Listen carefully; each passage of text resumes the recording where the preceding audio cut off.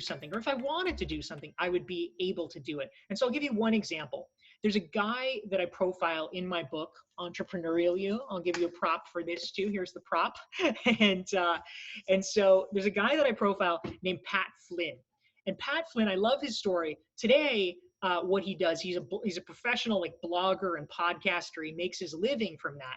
But what I think is especially interesting, about a decade ago, a little over a decade ago, he worked in an architecture firm. He was training to be an architect. That was his goal, just like my goal was to be a journalist.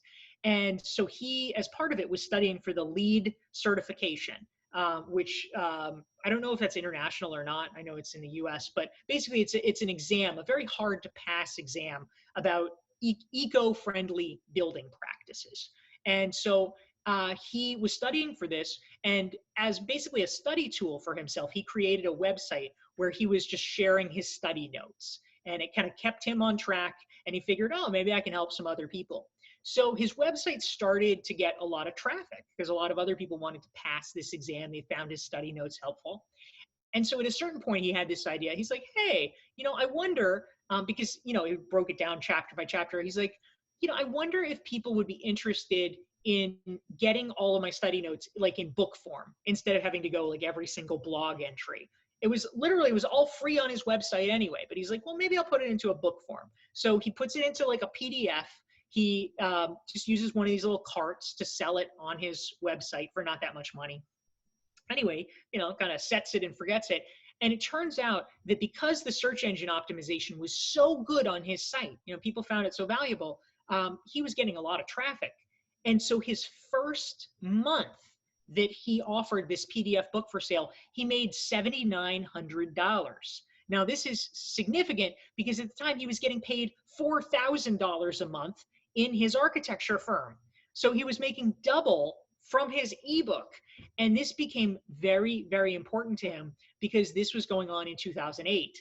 And within a couple of months, he had lost his job and he was laid off. But he had already more than replaced his income from this little website that he created.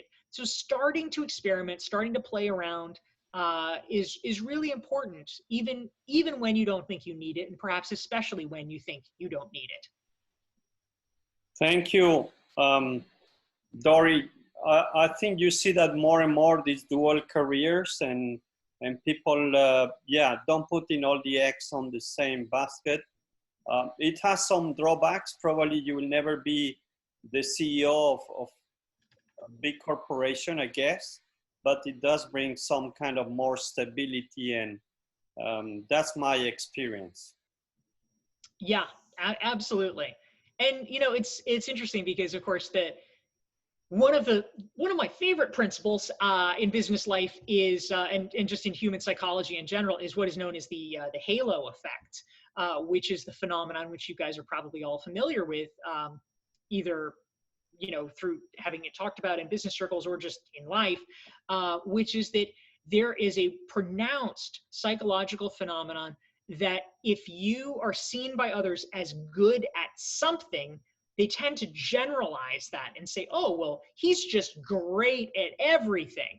And in some ways, this does not make much sense, right? This is how we get actors elected as presidents, or reality stars elected as presidents, is people generalize in ways that it's beneficial to us, even if it's not necessarily accurate. But what it means is that if you have achieved a certain measure of success in one place, it is often highly transferable.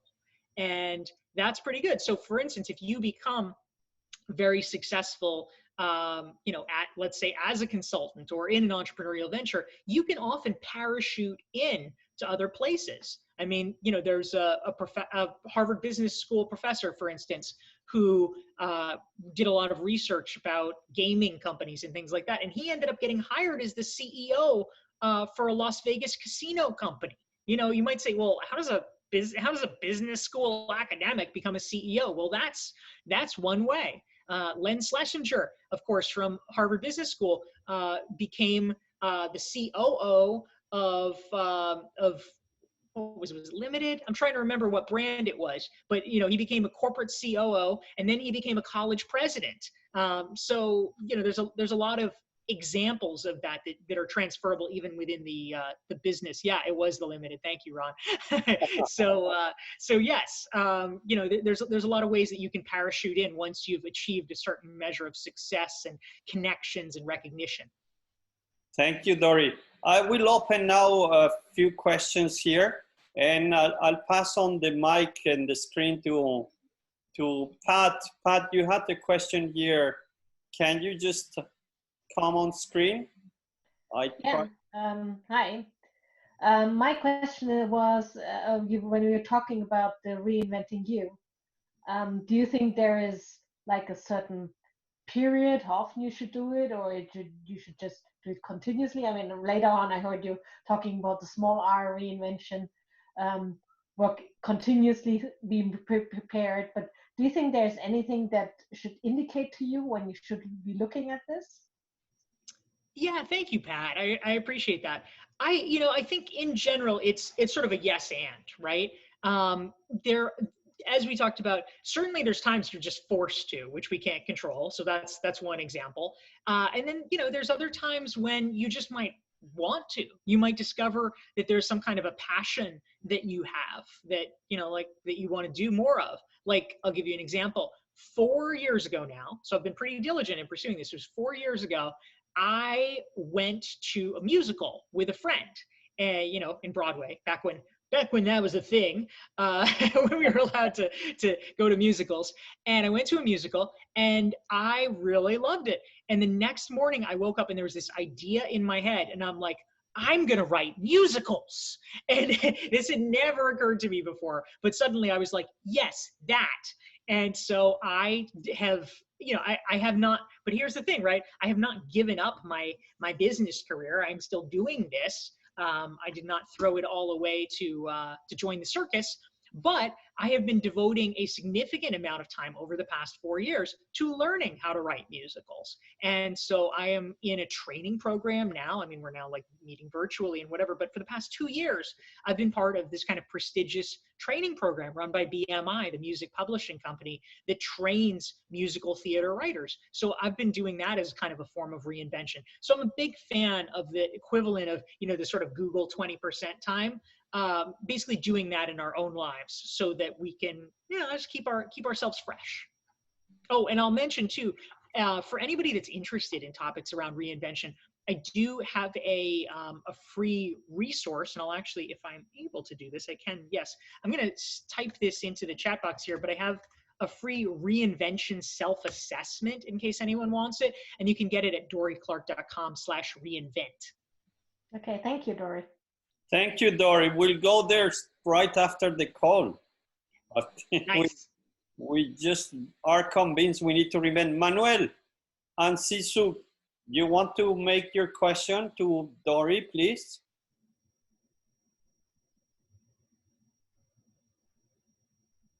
Manuel, unmute. Hello? Yeah, go. Hi, Manuel. Hello. I found very inspiring this at the beginning of your talk. And I found very inspiring the because. And why this because? Because you were talking about free activities like blogging or just being a professor, that you didn't make many money directly from that, and how this, how we are all sometimes very focused on bringing money directly, and if you don't get money directly, then you consider that worthless. But how you can put everything in everything that you have on the basket, and then make and monetize all that, not just focusing on directly, but in this because of that, because of that I blog, or that I'm a professor, or whatever you can do, then other things can be achieved also. And I thought that this was very inspiring for me. So thank you so much. Thank you, Manuel. I appreciate you mentioning that. And I think it's, you raise a really great point. And just to sort of expand on it as well, I think the key thing for folks to keep in mind is that, you know, I am a big believer for sure in doing certain activities. I mean, we talked about the importance of social proof. And so, you know, some of the things like teaching at a university or writing for high profile publications, those are prestigious things that give you the social proof and the credibility that you need so that other people who actually have money, you know, companies or whatever, feel good bringing you in and hiring you. Because essentially the process of vetting you has been outsourced to other people. But I think the key thing to keep in mind is that in our current economy, you have to be smart about the back end and what your offerings are and sort of, you know, what your end game is. Because it would be so easy, and no one's gonna stop you, for you to spend all your time just like blogging for free. Like they'll be like, oh great, keep it coming. And so what we have to do is make sure, okay, do I have a back end offering, right? Like how am I gonna make money from this? And we have to think that through. So it's useful to say, okay, my plan, I'm gonna blog, but I'm gonna make sure that on my website, for instance, I have a speaker page so that people know that I give speeches, because otherwise they'll just think, oh, well, he's a nice blogger, that's great. But we want them to know, like, okay, you can hire him to give a talk about this very subject. Or, you know, if you're writing about things that you might coach people about, you want to make sure that periodically you're mentioning blah, blah, blah, my coaching client, or in your bio that it says that you do coaching, so that people will know to contact you for that. But if you have those things built in, then you know, of course, the margins are much higher than the $200 you get from an article. Thank you, Dorie. Okay, thanks so much. Thank you. And with that also, you show, really listening to you, that you are passionate about that, because you are, let's say, you invest your time, which is very valuable, in let's say researching or blogging or giving speeches just for free, so that you are passionate about the subject that you are dealing with. Yeah, it is true. Antonio is paying me $0. I'm doing it just out of love for Antonio.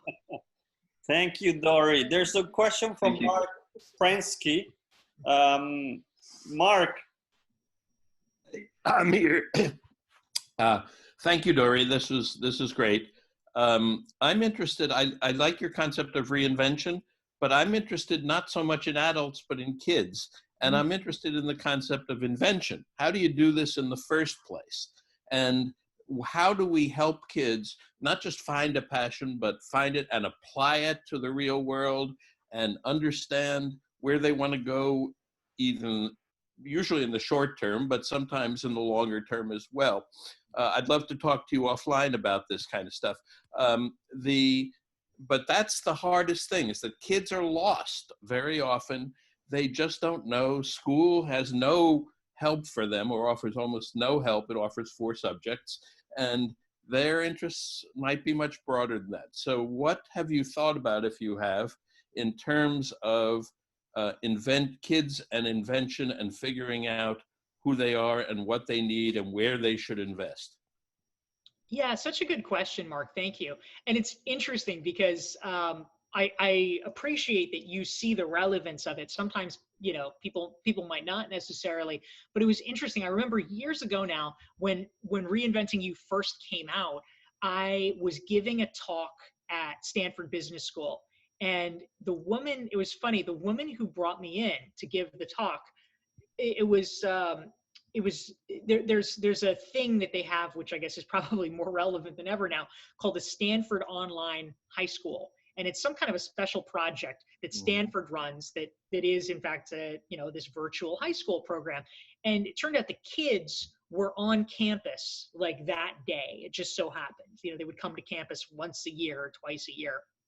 And she asked me, she's like, hey, the kids are here. Would you be willing to speak to the kids too? And I was like, sure, I'm around, I'll speak to the kids. So I gave this kind of back-to-back talk with people from Stanford Business School and then from, the Stanford Online High School. And it was really interesting because the kids were just as into it.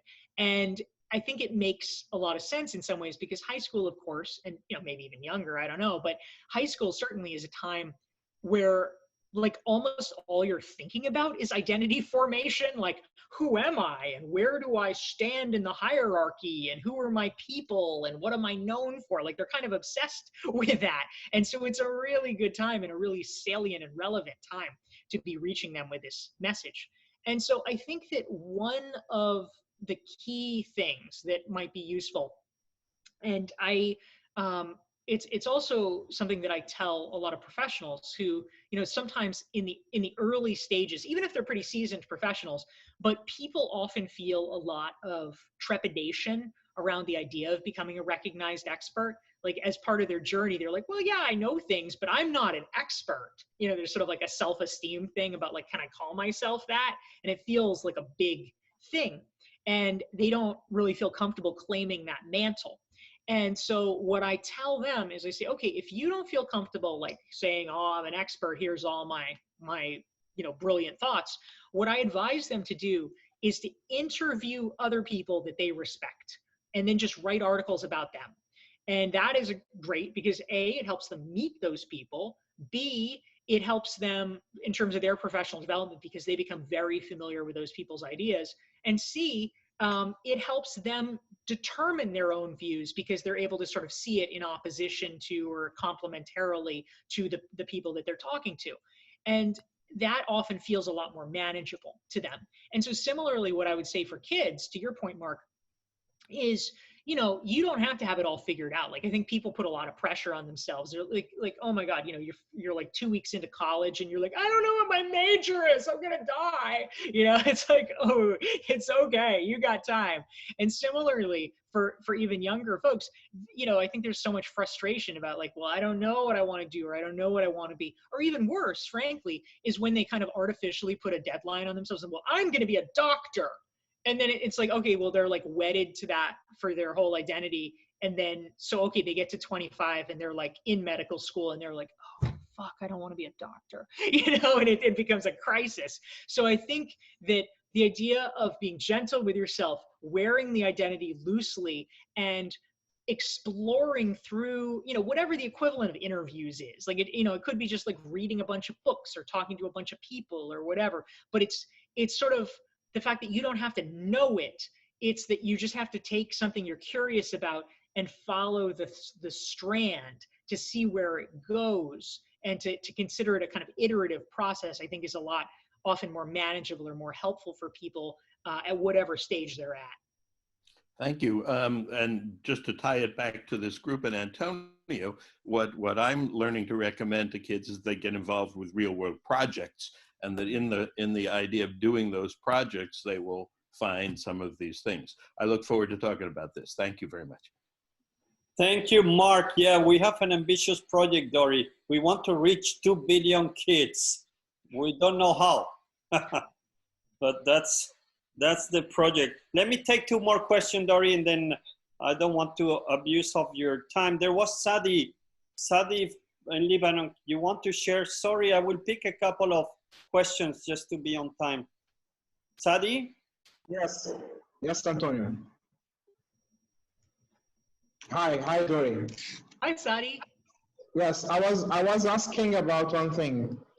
So the process of reinventing you is more like trial and error to discover what makes you happy and what makes people love you, while you do something that aspires you. It's much more like this rather than plan and control. Because I'm a project manager in essence, so what I do, I design, I plan, I control.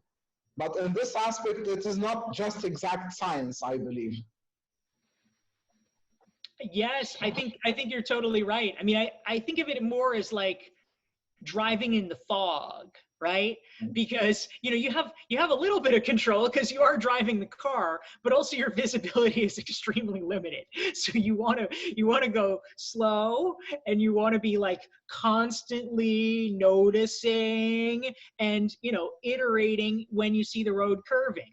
But if you try to create a plan 20 miles out for driving in the fog, it's not going to go very well and you might drive off a cliff. So you want to take it like 3 feet at a time.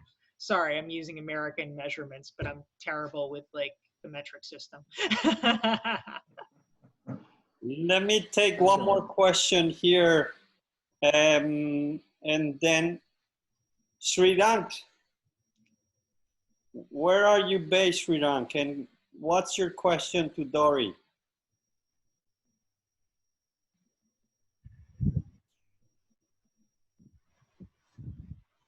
Hello. Hi, Srikant. Yeah, it was really inspiring for me to learn from an expert, and yeah, it was good that I have got invited. So my short question is like in the changing world. So what do you think? Whatever worked so far may not work or relevant anymore.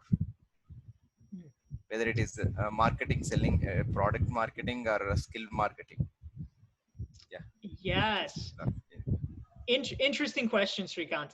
Yeah, what is, essentially it's like what has changed, what maybe used to work that is less likely to work now. And I think that in many ways, what I see happening, I don't necessarily think that the coronavirus has like changed everything so that it's like all totally different and unrecognizable. What I do think is that it has dramatically accelerated trends that were already in progress, right? So if we had not had the coronavirus, it is clear, I think, to almost everybody that things like, virtual work, working from remote, online education, things like that, that was growing to begin with. That had been growing over the past 10 years, over the past 20 years, but it was growing relatively slowly because there was no forcing function.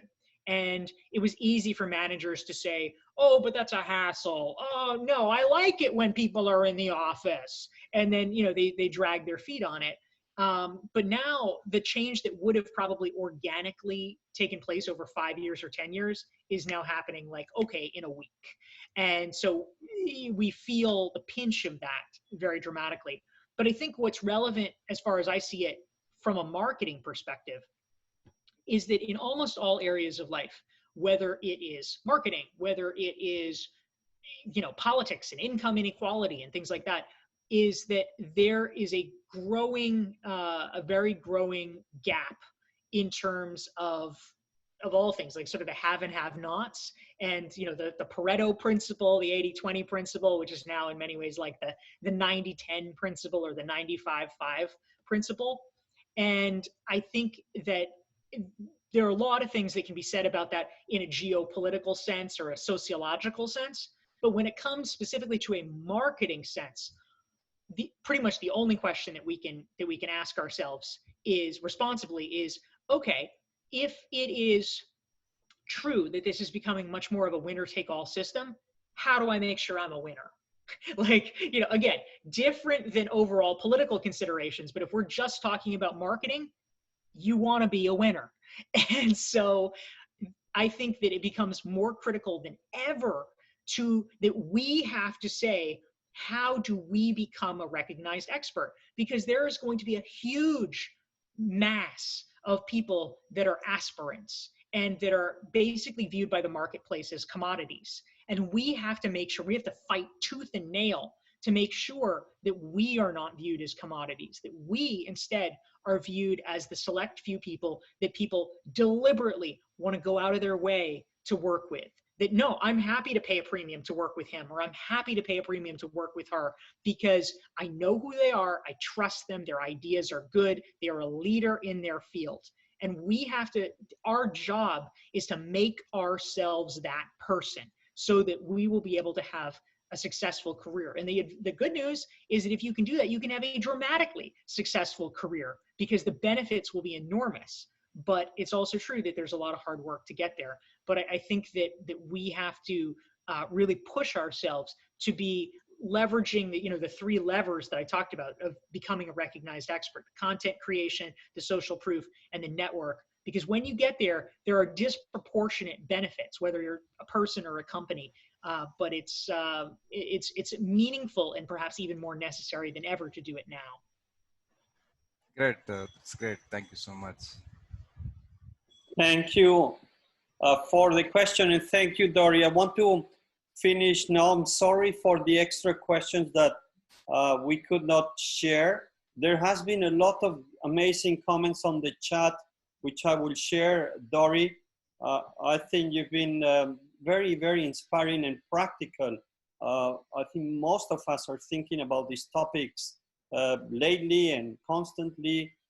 So your tools, your approach is extremely useful to keep us trying and exploring ourselves and becoming better and more entrepreneur and yeah, happier people. I think in the end, that's the goal.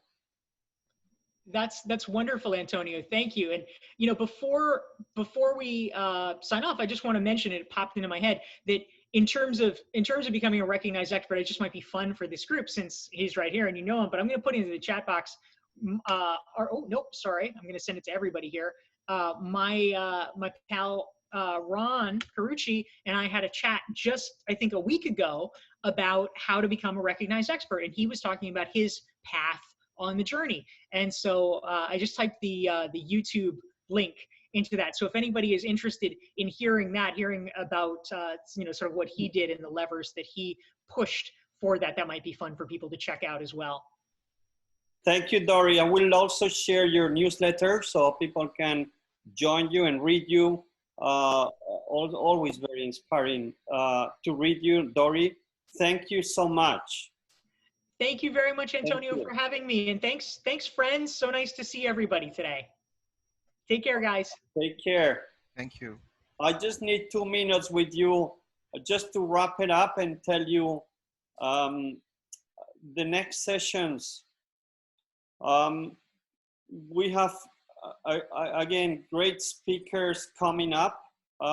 Some of you just joined later in the process. This group started maybe 4 weeks ago in terms of working as trying to find projects to help people.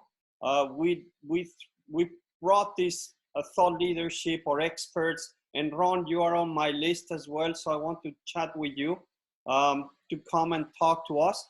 But the way it works, we have some working groups that are working on different areas, communication and business model generation and coaching. So every Sunday we have a working session. You're welcome to join. There's nothing commitment, no, all volunteer. And what we do on this Sunday session is we bring somebody who's struggling, somebody who has a business and suddenly everything disappear, and we brainstorm together with the owner of or the person, and we break out in rooms, and we're going to try to help provide ideas, maybe connections, maybe funding. We don't know, but we want to bring the knowledge of the group into one person. We don't want to solve 100 problems, just one person. So you will receive the invitation for Sunday. Welcome to join. No need to say yes, you come or not. It's just all very volunteer. There's no commitment, there's no guilt, there's no need to apologize. And then every Thursday we have, next time we'll have Mark Landley for us working in the project management world. So Mark worked 18 years for PMI. So we have the pleasure of listening to Mark and talking to Mark. We have an expert coming up on neuroscience, which I met in the Peter Drucker Forum, a good friend of Deepa, which I know was on the call. Deepa, amazing on how they use now the brain to analyze things. And so it will be very, very interesting in 2 weeks.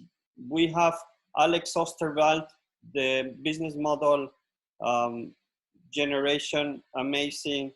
Journalists in leadership, Ben and Richard Farrow, which is the CEO of APMG International, about continuous development, credentials, and so on. So we're building up the line of speakers. You'll get that by mail, and yeah, whenever you can, join us. And thank you for being here. I hope you found this session inspirational as I did. Take care. Be good.